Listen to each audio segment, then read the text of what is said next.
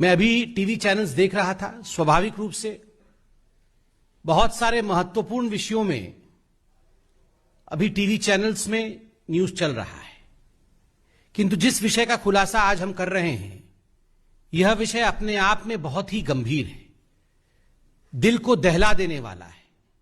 एक मासूम महिला के साथ, एक मासूम लड़की के साथ उड़ीसा के कलाहांडी जिले में जिस प्रकार का बर्ताव हुआ, जिस प्रकार से उसकी हत्या हुई, निर्ममता के साथ उसके शरीर को टुकड़ों में काट दिया गया, हमारा यह मानना है कि यह विषय नेशनल नरेटिव में आना चाहिए।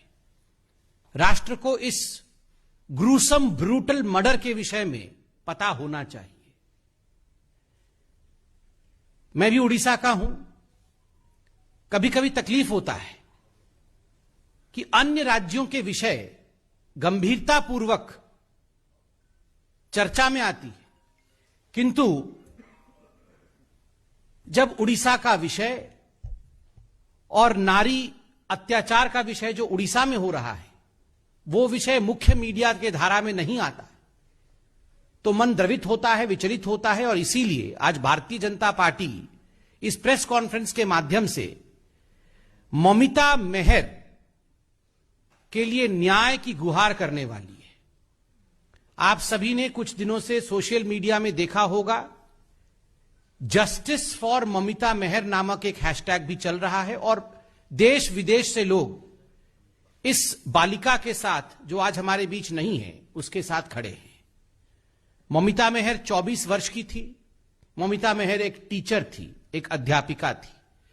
जिस स्कूल में वो अध्यापिका थी, उस स्कूल का नाम सनशाइन इंग्लिश मीडियम स्कूल, और उस स्कूल के साथ उसी एडमिनिस्ट्रेशन का जुड़ा हुआ एक महालिंग कॉलेज, यह पूरा एक प्रांगण में था। यह उड़ीसा के कलाहांडी जिले में स्थित है, मौजूद है।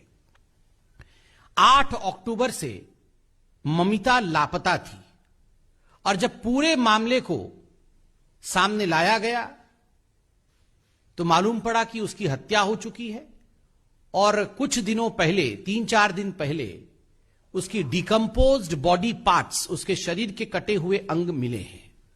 उसकी डीएनए जांच हो रही है। ममिता मेहर के साथ क्या हुआ?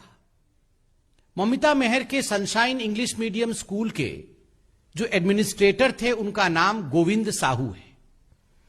पूरा विषय सामने जब आया तो मालूम पड़ा कि गोविंद साहू इस स्कूल और इस कॉलेज के जो लेडीज हॉस्टल था, जिसकी वार्डन ममता मेहर थी, कहीं ना कहीं उसमें एक सेक्स रैकेट चलाते थे और इस सेक्स रैकेट में कई मासूम महिलाओं का, मासूम लड़कियों का, जो स्कूल में छात्रा के रूप में मौजूद थी, और कुछ अध्यापिकाओं का वो इस्तेमाल करते थे।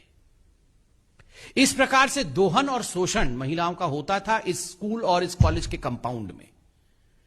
सबसे दुखद विषय है कि अब जो विषय सामने आया है वो वाकई हम सबके रोंगटे खड़ा कर देता है। मंत्री हैं दिव्य शंकर मिश्रा, उड़ीसा के बीजेडी सरकार के मंत्री हैं। वो वहां के गृह मंत्री हैं और एनर्जी मिनिस्टर भी हैं।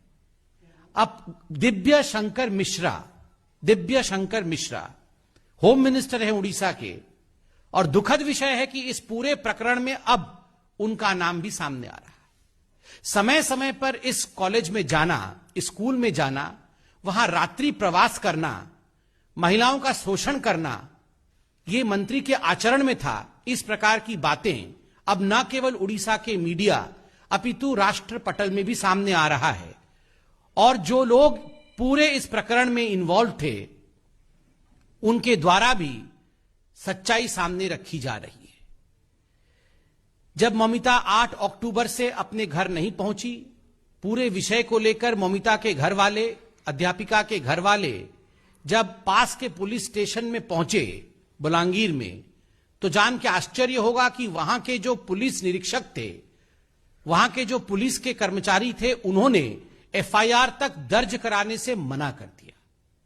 कहीं ना कहीं पुलिस जानती थी इसमें मंत्री जी के हाथ का विषय है, मंत्री जी के साख का विषय है, इसलिए let's not file an FIR, because otherwise the governments name will be dragged and the concerned minister's name would be dragged. Even the police was in no.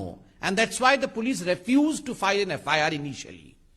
जब दबाव विपक्षी पार्टियों का उड़ीसा में पड़ा तो पुलिस के पास और कोई रास्ता नहीं रहा, तब उनको FIR दर्ज करना पड़ा। आश्चर्य का विषय देखिए, FIR दर्ज होने के पश्चात गोविंद साहू को गिरफ्तार किया गया और जब पुलिस स्टेशन टिटलागढ़ में लाया गया तो कुछ मिनटों के प्रश्न उत्तर इंट्रोगेशन के पश्चात बिजली चली जाती है। अचानक बिजली चली जाती है क्योंकि एनर्जी मिनिस्टर है दिव्य शंकर जी। बिजली चली जाती है और गोविंद साहू अंधेरे में गायब हो जाता है। पुलिस स्टेशन के अंदर से, जहां चारों तरफ पुलिस तैनात है और 6-7 फीट का बाउंड्री वॉल है, उसको कूद के जाना भी आसान नहीं है। बिजली आने तक गोविंद साहू फरार। This is not possible without the complicity of the BJD government. अगर बीजेडी की सरकार और दिव्य शंकर मिश्रा, जो कि होम मिनिस्टर है, एनर्जी मिनिस्टर है, ये बिजली का जाना और कल्प्रिट का गायब हो जाना, यह सब संभव नहीं होता यदि मंत्री इसमें खुद जुड़े नहीं होते। बाद में जब पूरा विषय आगे बढ़ा तो गोविंद साहू ने सरेंडर किया है और उसने माना कि अपनी चलती हुई कार में उसने हत्या की थी ममिता मेहर की, और हत्या करने के पश्चात कई घंटों तक बॉडी गाड़ी में ही रही। बाद में बॉडी के टुकड़े टुकड़े करके उसे जला करके उसे कॉलेज के प्रमाइसेस में ही दफना दिया गया था। अब बॉडी मिल गई। बंधुगण, यह काम एक व्यक्ति का नहीं हो सकता है। बॉडी को काटना, बॉडी को डिस्पोज करना, फिर उसको जलाना, फिर उसके रिमेन्स को दफनाना, यह एक गिरोह का काम हो सकता है, कई लोगों का भी काम हो सकता है। अभी तक गिरफ्तारी नहीं होना, मंत्री को बचा के रखना। और दिव्य शंकर मिश्रा जो मंत्री हैं, वो इसी कॉलेज में भाषण में कह रहे हैं कि कई रात में इस कॉलेज में गुजार चुका हूं और जब मैं रातों को यहां रहता हूं तो मैं जवान हो जाता हूं। ये सारी चीजें फोन में मौजूद हैं। दुखद है जब इस प्रकार की, मुझे शब्दों का प्रयोग करने में भी बहुत तकलीफ हो रही है, इस प्रकार की शेमलेस बातें, शर्मनाक बातें फोन में मौजूद हैं, टीवी पर दिखाया जा रहा है, उसके बावजूद ये मंत्री बने हुए हैं। अगर this is the condition of the home minister of Odisha, what would be the condition of Odisha's government? Orissa की सरकार की हालत क्या होगी? वहां महिलाओं के ऊपर जो अत्याचार हो रहे हैं वो बंद कैसे होंगे? मैं मीडिया से सिर्फ इतना ही दरख्वास्त करूंगा, यह बहुत गंभीर विषय है। आज उड़ीसा की महिलाएं राष्ट्रीय मीडिया की तरफ देख रही हैं।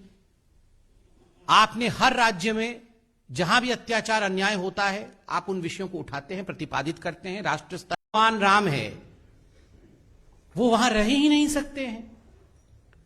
तो आज मुझे लगता है कहीं ना कहीं अरविंद केजरीवाल जी ने अपनी नानी मां के दिल को दुखाया तो है, इसमें कोई दो मत नहीं है। मगर अच्छी बात है, भगवान राम के शरण में गए हैं। और मैंने एक भी वीडियो आज देखा है, एक और वीडियो है, उसमें वो कह रहे हैं कि सोचिए अगर Pandit Jawaharlal Nehru Steel Authority of India के बदले राम जी का मंदिर बना दिए होते तो क्या होता, तो क्या हिंदुस्तान विकास कर पाता? और वो कह रहे हैं कि मंदिर बनाना कोई विकास की बात नहीं है। तो कहीं ना कहीं पहले जो वो हमारी भावनाओं के साथ खिलवाड़ करते थे, आज जाके प्रभु श्री राम के चरणों में आरती कर रहे हैं, इससे अच्छी बात क्या हो सकती है? मेरा एक सवाल है आपसे। लालू प्रसाद यादव 90 के बाद बिहार गए हैं, वो हमलावर हैं, आप लोगों को कह रहे हैं कि बढ़ती महंगाई पर सरकार की चिंता नहीं है। कोई बात नहीं, मैंने तो कल टीवी देखा था तो लालू जी तो कांग्रेस के ऊपर हमलावर थे। वो तो बोल रहे थे कांग्रेस के साथ चुनाव नहीं लड़ना है, कांग्रेस सब कुछ खराब कर रही है। कांग्रेस का कहना है कि बिहार में बीजेपी का बी टीम है लालू प्रसाद यादव। ये कांग्रेस के पास और कुछ शब्द नहीं होता है तो उसके पास एक ही शब्द है, बी टीम। जो उसके खिलाफ बोलता है वो सबको बी टीम बोलती है। धीरे धीरे कांग्रेस जेड टीम होने वाली है पॉलिटिक्स में, कहीं रहने वाली नहीं है यही करते करते। बहुत बहुत धन्यवाद।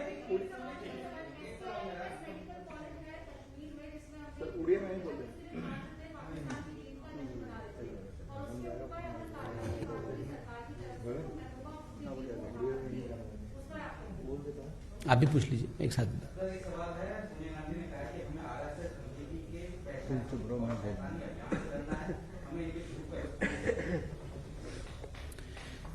देखिए, जहां तक कांग्रेस कमेटी की मीटिंग चल रही है उस पे पूरे विषय का संज्ञान लेने के पश्चात भारतीय जनता पार्टी अवश्य अपनी टिप्पणी करेगी। और जहां पर तक जम्मू कश्मीर का सवाल है, आदरणीय गृह मंत्री अमित शाह जी वहां मौजूद है। सभी विषयों का अध्ययन करके वो अपने वक्तव्य को रख रहे हैं। मुझे लगता है हमें उन्हें सुनना चाहिए। धन्यवाद।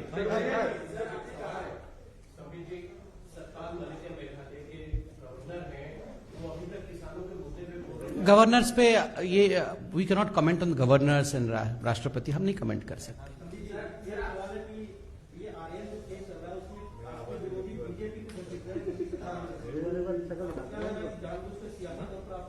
नहीं, नो कमेंट्स, अभी कोर्ट में केस है।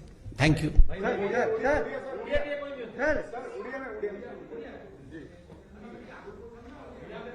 वो को